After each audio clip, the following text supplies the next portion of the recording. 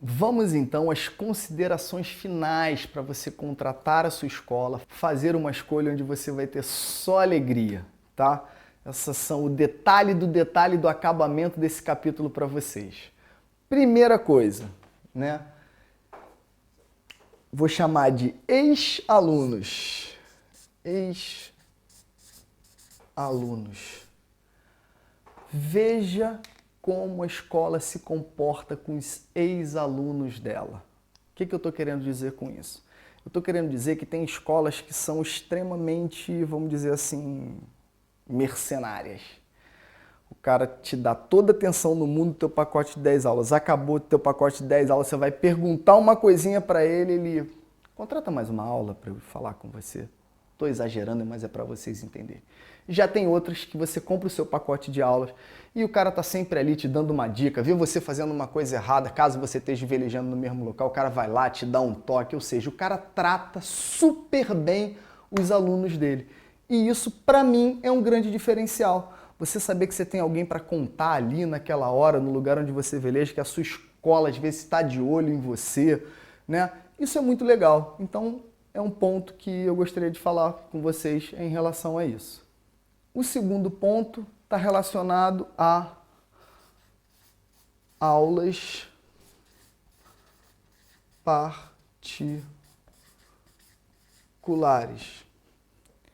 Normalmente, é normal que a sua aula seja particular, mas existem muitos e muitos casos, tá? Onde você tem aula em grupo, tá? São mais baratas, mas eu particularmente só optaria por essa situação de aula em grupo se realmente a minha condição, o bolso só desse para contratar esse tipo de aula. Se você puder fazer a escolha, vá para uma aula particular.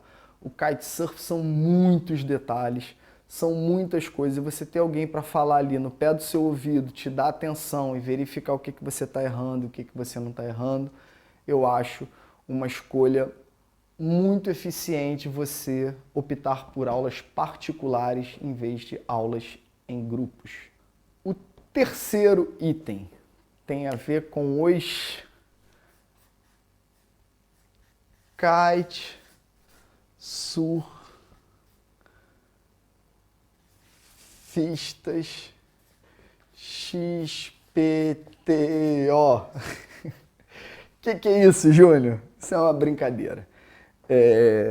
Existem instrutores ou escolas que têm instrutores que o cara é o campeão mundial de kitesurf.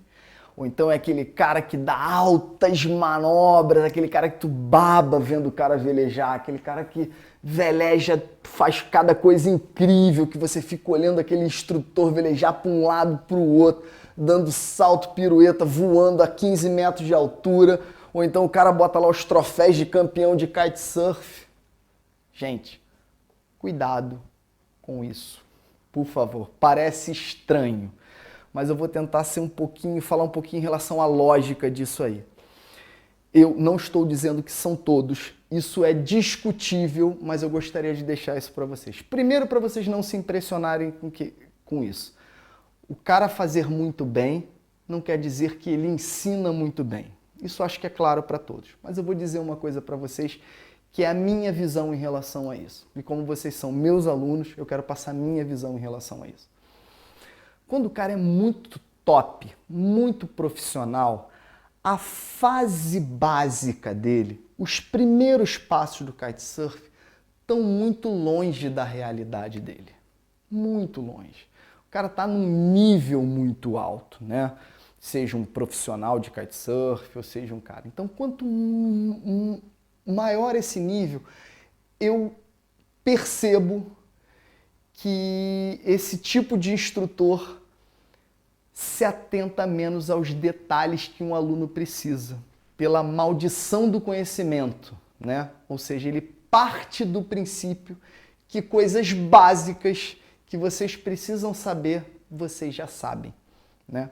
Então, não se iludam com esses kitesurfistas XPTO, seja lá por quê. Né? Muito legal seu instrutor saber velejar muito bem, ou ele ser kitesurfista, mas procure saber das características dele como professor e não como kitesurfista. tá bom? Então fica essa dica, não se iludam com certas coisas em relação às características de velejo do seu instrutor. Procure saber quais são as características dele como instrutor, tá? E eu vou falar um pouco sobre essas características agora para vocês. Primeiro, tem que ser uma pessoa muito atenciosa, tá? Atenciosa, paciente, gente boa. Por quê? Porque você vai cometer muitos erros, né? É normal, gente, é completamente normal os primeiros movimentos, os primeiros comandos, vocês errarem muitas vezes a mesma coisa, 4, 5, 6 vezes. É normal isso para um kitesurfista, é algo novo para você. Não é intuitivo o kitesurf, você está aprendendo aquilo ali. Então é normal. Faz isso! E você faz, mas às vezes você não consegue fazer, você tenta e não consegue. Então, isso acontece com todo mundo, isso é super normal. Quando eu falo isso, não se preocupe, é um período de alguns minutos que você vai passar. Meia hora do seu treinamento você vai ficar ali. O que são meia hora para uma vida inteira de velejo? Mas às vezes nessa meia hora, se você não tiver um cara muito paciente, muito gente boa, que pô, cara, é isso mesmo, pô, vamos lá, um cara que te levante ali, porque tu começa a errar, às vezes é normal tua autoestima ir abaixando, né? O cara tem que estar ali te levando com paciência, falando, não, é isso mesmo, isso é normal, porque senão tu começa a achar que o problema é com você, e não é, todo mundo passou por isso, inclusive o teu instrutor. Então, instrutores com essa característica de ser gente boa, sabe, ser calmo para falar, né, porra, você tá sempre de bom humor, né, tu vê, olha no ambiente, chega lá na praia antes de contratar, vê, fica próximo ali, vê como é que ele trata os alunos dele, como é que ele fala com os alunos dele, se ele tá sempre rindo, se ele não tá sempre rindo, se ele tá ali, se ele dá toda a atenção, aquela história também, como é que ele dá atenção aos ex-alunos, isso tudo são características muito interessantes para o seu instrutor que você vai ter para dar essas aulas práticas, ok?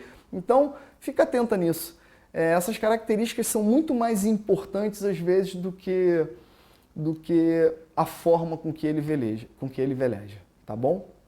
E para finalizar, em relação ao preço, isso vai variar muito da localização da sua escola, tá? Aí tem regiões que são mais caras, regiões que são mais baratas, mas para mim, o que mais importa tem a ver com a infraestrutura geral da escola. Quantos instrutores ela tem, quais são os equipamentos, vocês viram quantos equipamentos tem que ter, né? Porque é fácil uma escola ter 5 alunos dando aula com 5 instrutores dando aula, mas ela tem equipamento para atender esses 5 alunos ou um tem que ficar esperando o outro? Ou seja, tem equipamento de escola de resgate, que tem lugar para você tomar banho, que tem estacionamento, tem lugares que tem lugar para você comer, que tem um monte de kite, um monte de trapézio, tem roupa de borracha, tem uma série de coisas e isso não tem como. Torna-se uma escola mais cara.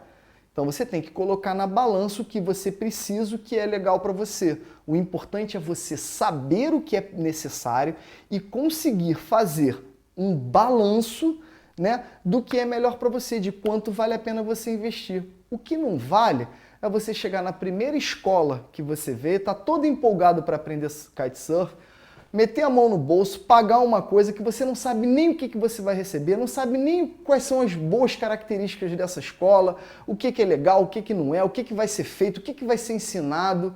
Nada disso você sabe, ali depois a possibilidade às vezes de você se decepcionar é muito alta. Se você não der sorte, porque às vezes tem gente que dá sorte, né?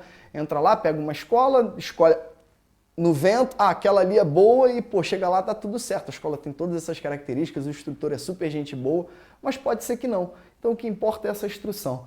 Então, é sempre um balanço. Regiões, eu vou dizer, há um tempo atrás, tá? Mas em relação à quantidade de escolas e de instrutores que tenham, normalmente no Nordeste, as escolas tendem a ser um preço um pouco melhor do que no Sudeste e no Sul, tá? Porque no Nordeste, como venta muito, é uma área de vão muitos velejadores para lá, tendem a ter esse mercado ali ser mais movimentado. Em relação à concorrência, as aulas tendem a ser um pouquinho mais baratas, né?